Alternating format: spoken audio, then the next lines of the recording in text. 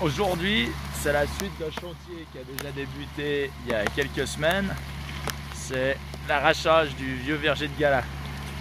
Un verger, ça se plante, mais au bout d'un moment, ça s'arrache parce que la qualité ne suit plus, la quantité est plus là, si on veut la bonne quantité, la qualité en tout cas. Donc voilà, c'est des arbres qui avaient une vingtaine d'années, plantés en 2000. Et ce qui arrivait à sortir de ce verger, c'était plus du tout dans le standard de ce qu'on attend, puisque au bout d'un moment, les arbres se fatiguent, poussent beaucoup trop, font énormément de fruits, mais de très médiocre qualité. Donc une fois qu'on a enlevé tout ce qui n'était pas bon, il restait quelques petits fruits pas bons. Donc là, un jour, c'est le moment et on y va, on arrache pour replanter ce printemps.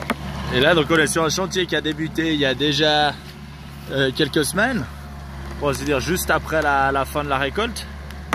Donc ça a été commencé par déconstruire toute la structure qu'on a en dessus. Donc là on avait les filets qui ont été enroulés et évacués en déchetterie.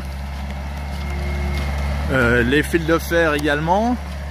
Il y avait une vieille ligne de tuyaux en ferraille qui a été virée aussi, qui valait plus rien du tout.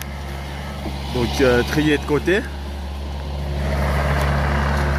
Les piquets, eux, ils vont être déplantés et gardés de côté, mais ils vont pas forcément servir directement pour une culture parce qu'ils sont bien affaiblis après une vingtaine d'années. Et les déplanter à la pelleteuse, ça les blesse aussi, mais disons qu'ils seront réutilisés.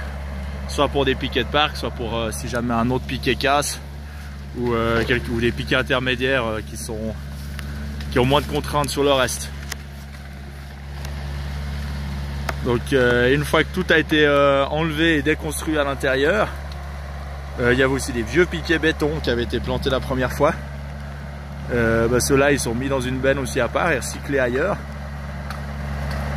Et une fois que tout ça a été enlevé, donc les fils de fer et les filets, donc le plastique et la ferraille, on tronçonne les arbres. Et là aujourd'hui ils sont mis en tas pour ensuite être broyés. Et ce broyat lui servira comme compost dans les autres arbres et retournera faire de la matière organique pour les vers de terre. Et ensuite, par terre, vous avez les souches qui elles seront broyées directement au sol. Mais ça, c'est le boulot pour dans quelques semaines. Et là, on se retrouve avec un chier de vent. 2 semaines plus tard,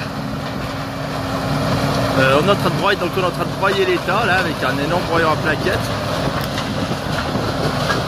Bien sûr, pour ce genre de truc, je fais appel à un prestataire agricole parce que c'est impayable ce genre de truc pour juste 20 mètres cubes par année.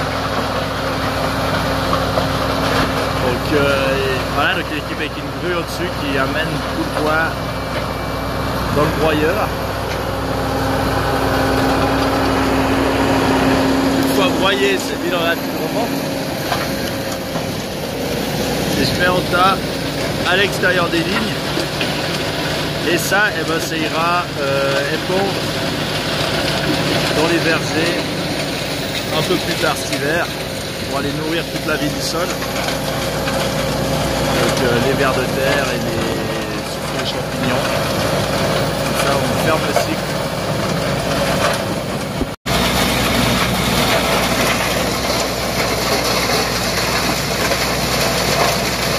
Le broyage des parties aériennes, donc des arbres et de la mise en tas, les souches, elles sont broyées dans le sol avec un gros broyeur